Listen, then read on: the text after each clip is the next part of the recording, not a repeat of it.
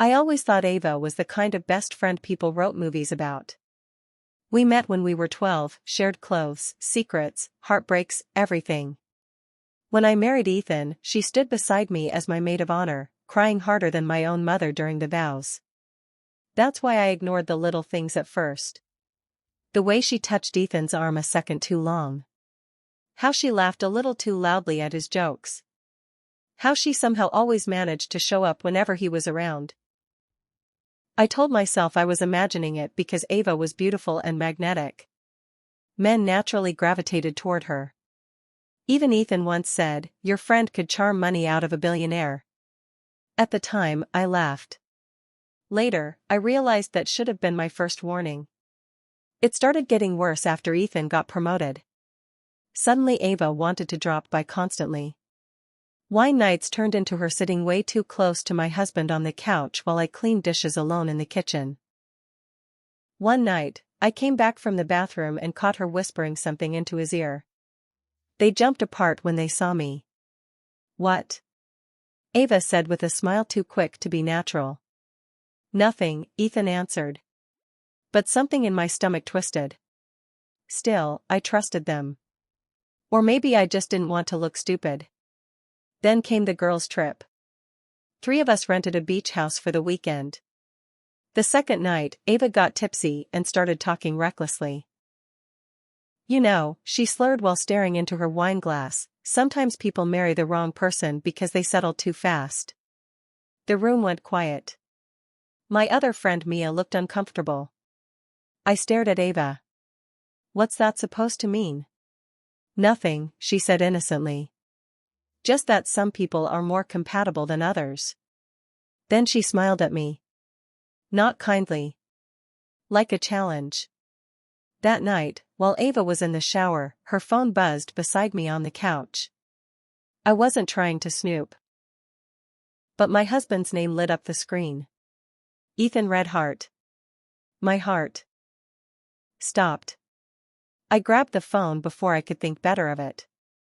The messages opened instantly. And there it was. A month of flirting. Late-night conversations. Selfies. Her asking him if he ever imagined being with her instead of me. Him never fully shutting it down. But the message that shattered me was the latest one. "Ava. She trusts me so much it's actually sad." I felt physically sick. My hands shook so hard I nearly dropped the phone. Then another message came through. "Ethan. I'm handling it. Stop pushing." Handling it? Handling me? I couldn't breathe. Mia walked into the room and took one look at my face before whispering, "What happened?" I handed her the phone. Her eyes widened. Oh my God. The bathroom water stopped running. Ava was about to come out. And suddenly, I became very calm.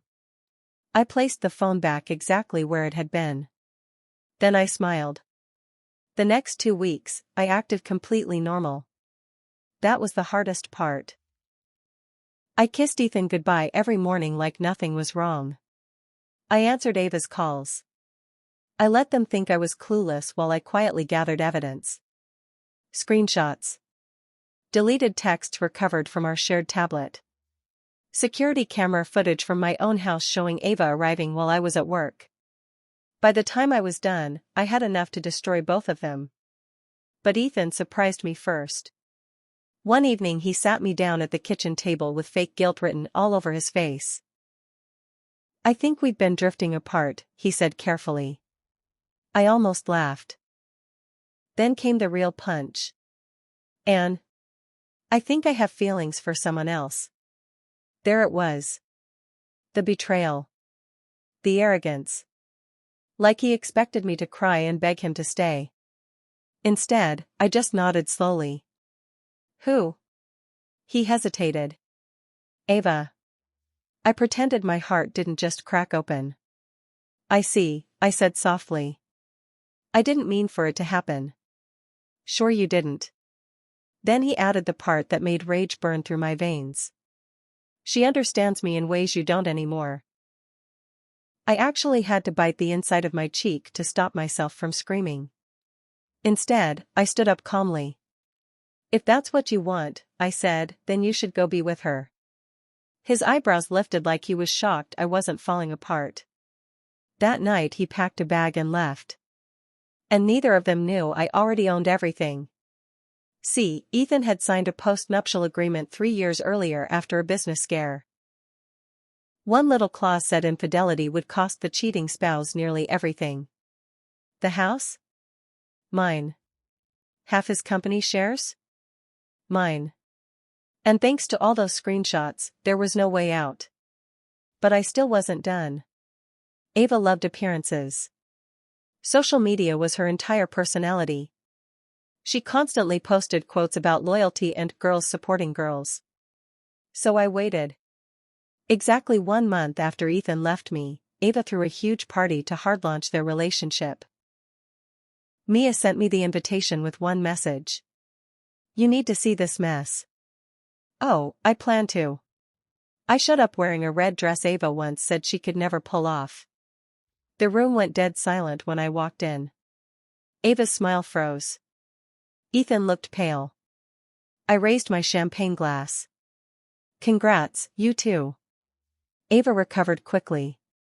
"Thank you," she said smugly, wrapping herself around Ethan's arm. Then I smiled. "Actually, I brought gifts." I handed Ethan an envelope first. Divorce papers. Then another envelope. The lawsuit from the infidelity clause. His face drained of color as he flipped through the pages. "What the hell is this?" "That," I said sweetly, "is what happens when you cheat on your wife." Ava's confident expression vanished. "Wait, lawsuit?" "Oh," I said, turning toward her, "did he not tell you he's about to lose almost everything?" Ethan looked furious now. "You planned this?" "No," I replied calmly. "You planned this when you started sleeping with my best friend." The entire party had gone silent. Phones were out. People were whispering. And then came the final blow. I looked directly at Ava. "You really thought he'd stay loyal to you after cheating on me with you?" Her face crumpled.